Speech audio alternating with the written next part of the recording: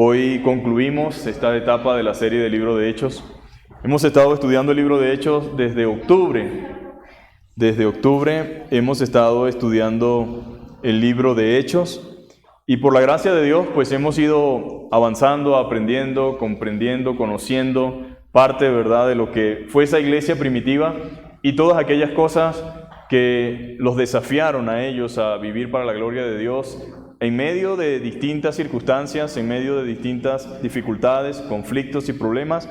Vimos que la iglesia del Señor avanzó, amén. Se mantuvo firme, se mantuvieron fieles, pudieron perseverar, el Señor les daba poder, el Señor les daba fuerza y su iglesia avanzó, amén. También hemos dicho en ocasiones anteriores que esta iglesia, a pesar de las limitaciones, de las dificultades, las adversidades, fue una iglesia que perseveró y avanzó. En pocas palabras, esta iglesia no puso excusas como por ejemplo, no tenemos esto, no tenemos aquello, lo que pasa es que si tuviéramos esto. No, ellos hicieron lo que hicieron en obediencia al Señor y con lo que tenían, y el poder del Señor y el poder de su Espíritu Santo hizo que su obra avanzara y venciera cualquier obstáculo que se pudo haber presentado. La pregunta es, ¿qué nos impide a nosotros hacer lo que sabemos que tenemos que hacer? Realmente a veces decimos que son recursos, a veces decimos que son las limitaciones, es que si tuviéramos esto, es que si tuviéramos aquello. Creo que lo que a veces nos hace falta es voluntad, amén. Voluntad y obediencia, porque realmente lo que Dios quiere que hagamos, amén, necesita es de un corazón dispuesto y de una gente que realmente ame al Señor y esté dispuesta a obedecerlo. Entonces ya hoy tenemos la última enseñanza del libro de Hechos, por así decirlo, de esta serie, y yo quiero que abra su Biblia en el capítulo 27. Capítulo 27, y vamos a leer desde el versículo 1 en adelante, y hoy vamos a hablar sobre el liderazgo en acción. Liderazgo en acción. Y dice la palabra del Señor en el capítulo 27, versículo 1, cuando se decidió que habíamos de navegar para Italia, entregaron a Pablo y a algunos otros presos a un centurión llamado Julio de la compañía Augusta. Y embarcándonos en una nave adramitena que iba a tocar los puertos de Asia, zarpamos, estando con nosotros Aristarco Macedonio de Tesalónica. Al otro día llegamos a Sidón, y Julio, tratando humanamente a Pablo, le permitió que fuese a los amigos para ser atendidos por ellos. Y haciéndonos a la vela, desde allí navegamos a Sotavento de Chipre, porque los vientos eran contrarios. Y habiendo atravesado el mar frente a Cilicia y Panfilia, arribamos a Mira, ciudad de Licia, y hallando allí el centurión una nave alejandrina que zarpaba para Italia, nos embarcó en ella. Navegando muchos días despacio, y llegando a duras penas frente a Gnido, porque nos impedía el viento, navegamos a Sotavento de Creta frente a Salmón. Y costeándola con dificultad, llegamos a un lugar que llamaban Buenos Puertos, cerca del cual estaba la ciudad de Lasea. Y habiendo pasado por mucho tiempo, y siendo ya peligrosa la navegación, por haber pesado ya el ayuno, Pablo les amonestaba, diciéndole: varones, veo que la navegación va a ser con perjuicio y mucha pérdida, no solo del cargamento y de la nave, sino también de nuestras personas. Pero el centurión daba más crédito al piloto y al patrón de la nave que a lo que Pablo decía. Y siendo incómodo el puerto para invernar, la mayoría acordó zarpar también de allí, por si pudiesen arribar a Fenice, puerto de Creta, que mira al nordeste y al sudeste, e invernar allí. Amén. Señor, te damos gracias en esta hermosa hora por tu palabra. Gracias por mis hermanos, por la disposición de su corazón, por tu misericordia en permitirnos, Señor, reunirnos en esta mañana para edificarnos, Señor, en tu palabra, para poder ser exhortados, para poder ser guiados y enseñados, Señor, en tu palabra. Gracias porque tu Espíritu Santo, Señor, guía a toda verdad y nos instruye, Padre amado. Te damos gracias porque tú eres el que das el entendimiento, la sabiduría y la gracia para comprender tu voluntad. Recibe gloria y honra, Señor, y permite, Señor, que en esta mañana podamos ser edificados con esta palabra, Señor, y salir también, Señor, a poner por obra lo que tú enseñas, Señor. En el nombre de Jesús te damos gracias. Amén. Entonces estamos aquí ya en este capítulo 27 y capítulo 28 del libro de los Hechos, y nos encontramos en que Pablo iba a ser enviado a Roma y vemos cómo el cumplimiento de lo que Dios le había prometido se estaba llevando a cabo. En medio de dificultades, en medio de adversidades, pero el propósito de Dios se cumplía. El propósito de Dios seguía firme. Y hemos titulado en esta mañana la enseñanza Liderazgo en Acción, porque realmente la vida del apóstol Pablo es un ejemplo maravilloso de lo que es un liderazgo sano, un liderazgo equilibrado, un liderazgo espiritual, un liderazgo realmente maravilloso. En Pablo encontramos esa expresión de liderazgo, pero no un liderazgo solamente de palabra, sino de hechos, amén. ¿Cuántos saben que no es lo mismo que alguien diga que es el líder a que nos demuestre que es el líder con acciones? Por supuesto que se esperan muchas cosas de un líder, pero la realidad es que muchas veces vemos a la gente que se llama líder, se le dice líder, porque cree que liderar es solamente hablar. Pero liderar es más que hablar, liderar es más profundo, liderar también es modelar a Cristo y modelar aquello que decimos con nuestros labios. Y todos estamos familiarizados, ¿verdad?, con la palabra liderazgo, especialmente en el día de hoy. Es mucho lo que se habla de liderazgo, de líder, de dirigente, el que está al frente, que todos hemos escuchado esas expresiones en los distintos lugares donde hemos estado, ya sea dentro o fuera de la iglesia. Pero estamos familiarizados con esa frase. Sin embargo, hablar de liderazgo es una gran responsabilidad. Diga conmigo, ser un líder es una gran responsabilidad. Eso es, ser líder es una gran responsabilidad. Y si algo ha caracterizado a la historia, ha sido los hombres que han liderado en las épocas diferentes. Por supuesto que hay gente que dice, no puede haber líder, todos tenemos. No, siempre tiene que haber alguien que esté al frente, que sea el responsable, que sea el que guíe, que sea el que muestre el camino por el cual debemos ir. Y eso no es nuevo.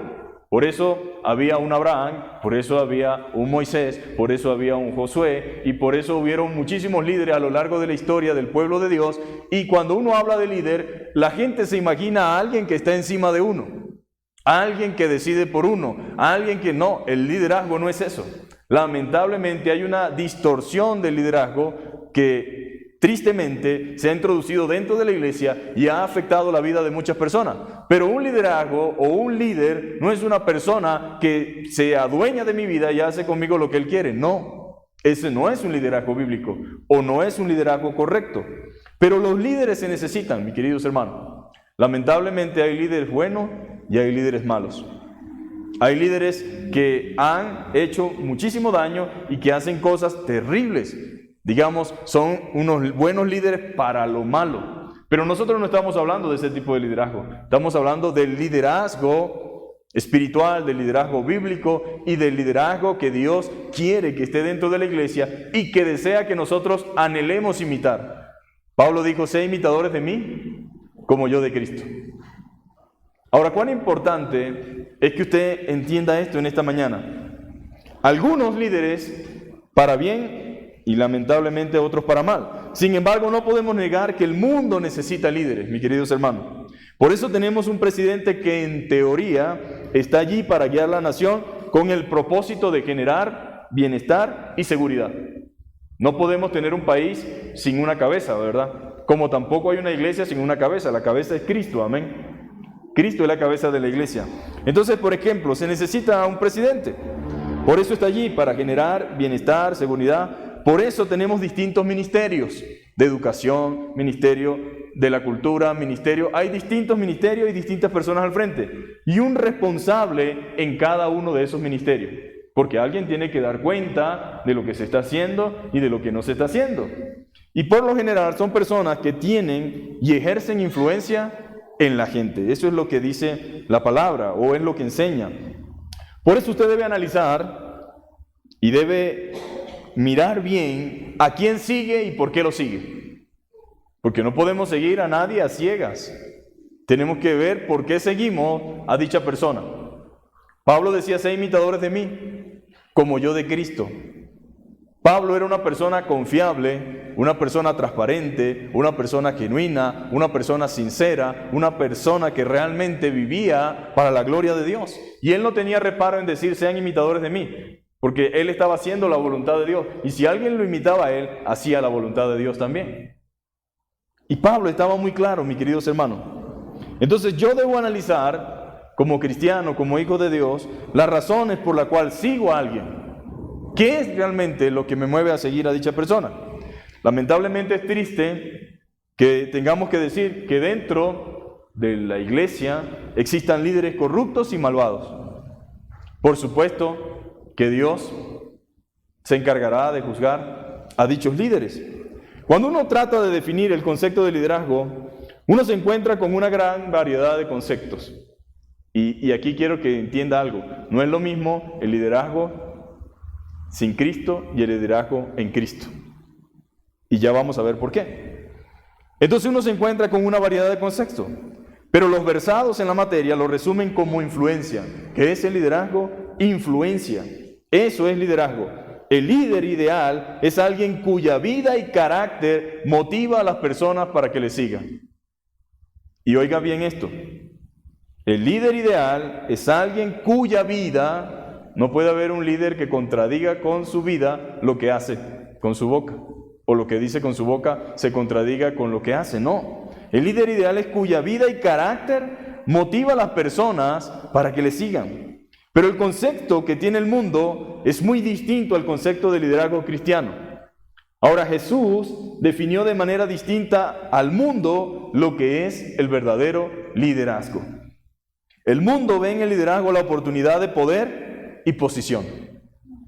Incluso dentro de las iglesias, a veces la gente lucha y lucha por alcanzar una posición de liderazgo porque le da prestigio, porque le da autoridad, porque entonces tiene a cargo a tantas personas, porque entonces tal cosa, y hay una confusión y un error garrafal, terrible y horrendo, porque se tiene una idea equivocada del liderazgo.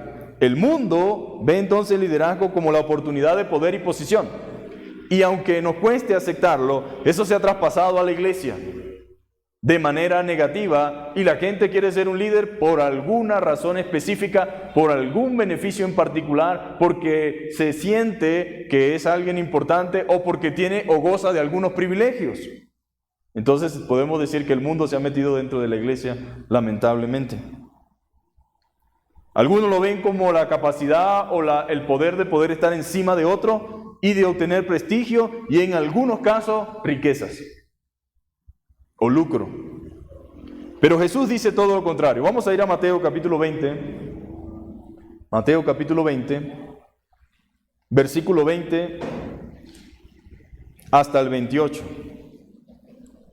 Y cuando nosotros hablamos de liderazgo cristiano tenemos que ver lo que Jesús dijo, lo que Jesús demanda, y que nuestro liderazgo no es como el liderazgo sin Cristo. Dice la Biblia, entonces la madre de Santiago y de Juan, hijos de Zebedeo, se acercó con sus hijos a Jesús y se arrodilló respetuosamente para pedirle un favor. ¿Cuál es tu petición?, le preguntó Jesús. La mujer contestó, te pido por favor que permitas que en tu reino mis 2 hijos se sienten en lugares de honor a tu lado.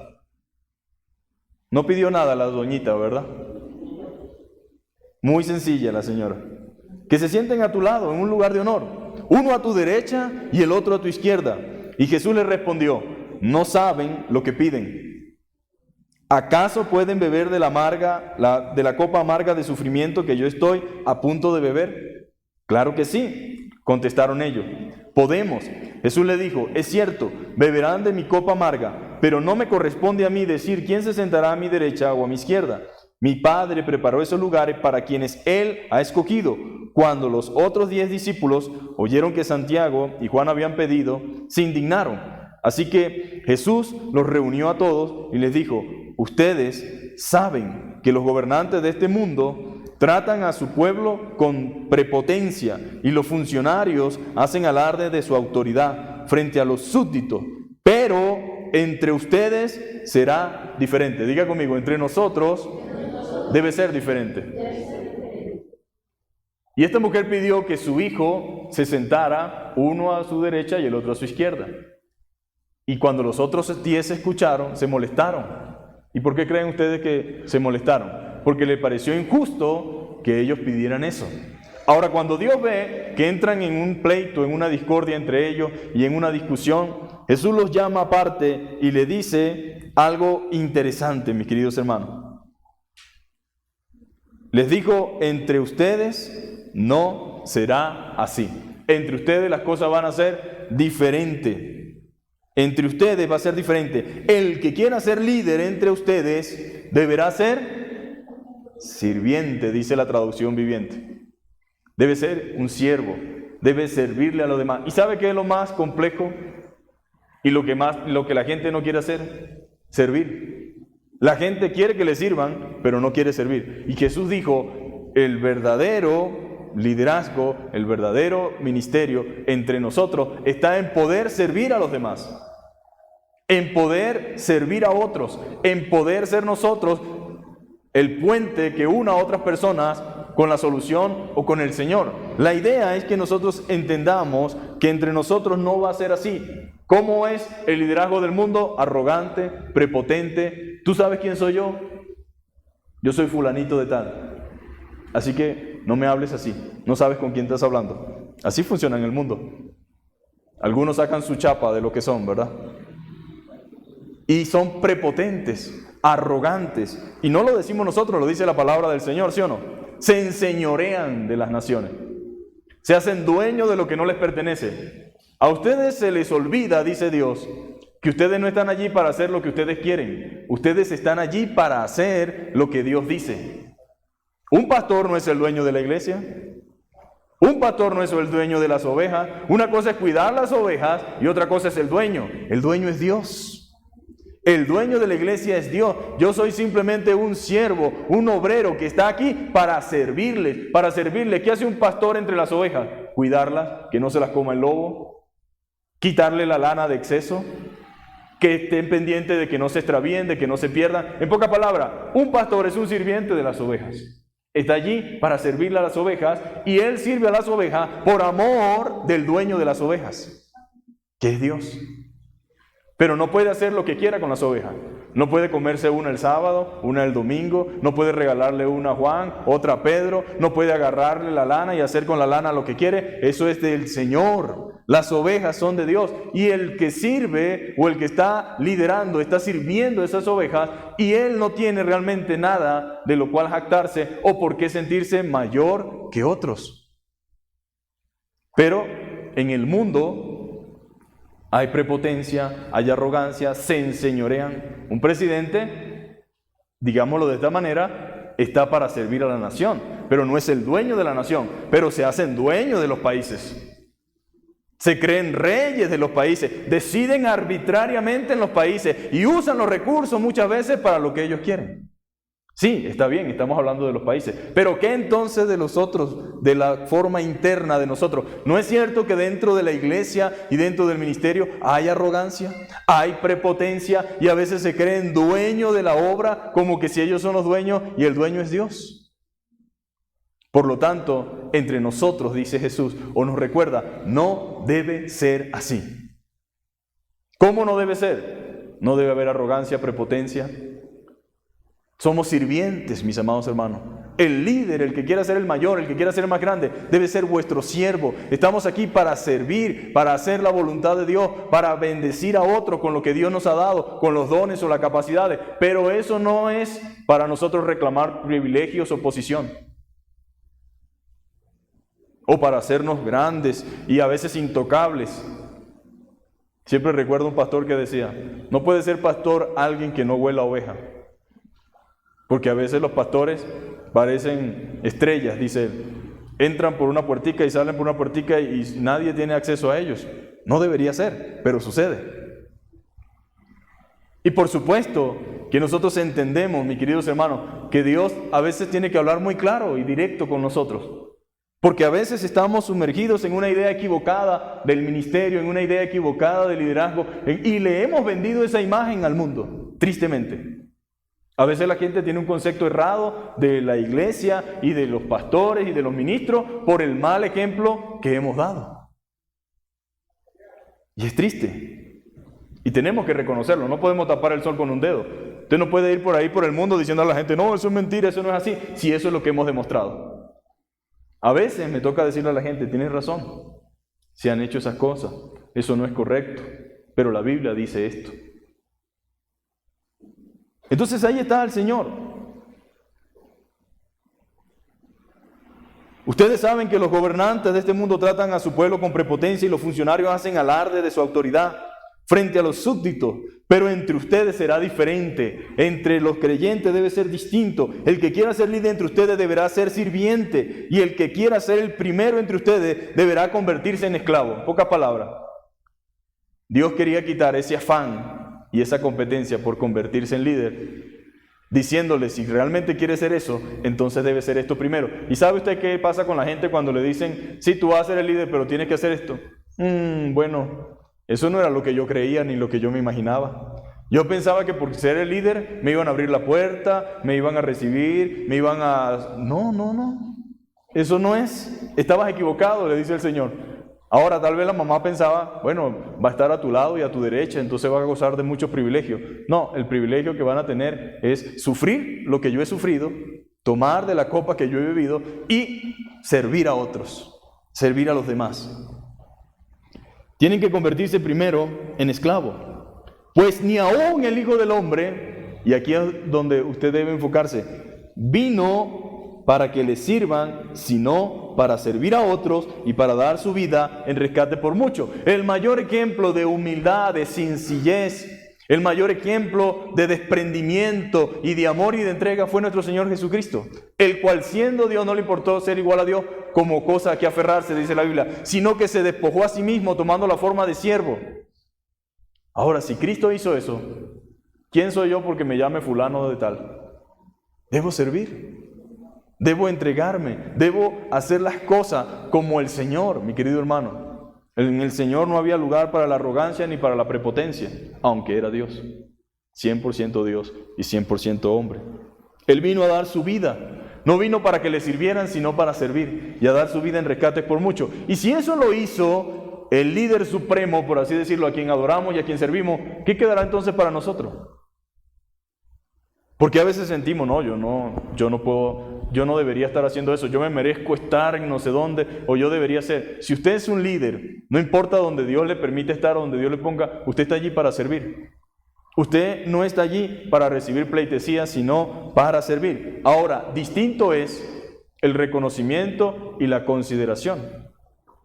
Aquí no estamos hablando de que no se puede reconocer el trabajo, la Biblia dice que reconozcamos a los que trabajan en el Señor.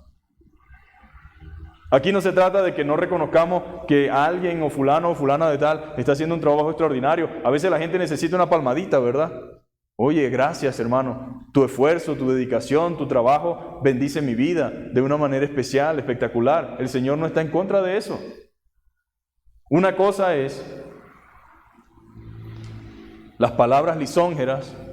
Una cosa es comenzar a alabar al hombre en lugar a Dios, y otra cosa es agradecer y reconocer el esfuerzo y el trabajo que alguien hace. Ahora, la idea equivocada de estos discípulos fue aclarada por el Señor. El liderazgo es servicio. Cuando usted vea a alguien imaginándose que ser líder, porque eso es lo que nos venden las redes sociales y nos vende la televisión, ¿verdad? Una imagen de una persona influyente, una persona que... No, eso no es liderazgo. Eso podrá ser cualquier cosa, pero no es liderazgo. Y los cristianos no debemos copiar e imitar ese tipo de liderazgo, sino el liderazgo de Cristo, el liderazgo bíblico, el liderazgo de Pablo. Eso es lo que tenemos que hacer. Liderazgo es servicio. Y si realmente quiere ser un líder, entonces debe estar dispuesto a servir de manera desinteresada. ¿Por qué quiero convertirme en eso? ¿Realmente hay una motivación correcta, una motivación sana? ¿O hay un deseo allí escondido, oculto, que lo que está buscando es otra cosa? Con esta respuesta que dio el Señor, mucha gente se desmotiva en el mundo en su afán de convertirse en líderes. Pero esta es la definición del líder cristiano o bíblico. Los líderes están puestos para servir a su nación, a su pueblo, a su gente, a su comunidad. Y Dios desea que nosotros seamos líderes dispuestos a servir en amor por el bienestar de otros. ¿Cuántos están dispuestos a eso? ¿Eh? A servir en amor por el bienestar de otros. En nuestros días tenemos muchos gurús del éxito. Mucha gente diciendo cómo convertirse en un líder potencial, cómo lograr tal cosa, pero nada de lo que le dicen está en la Biblia. O lo pueden sustentar en la palabra de Dios. Gente que enseña cómo convertirse en un manipulador de la gente. Eso es otra cosa distinta. Pablo no manipuló nunca a nadie. Persuadía a la gente por lo que hablaba de parte de Dios y por cómo vivía para la gloria de Dios.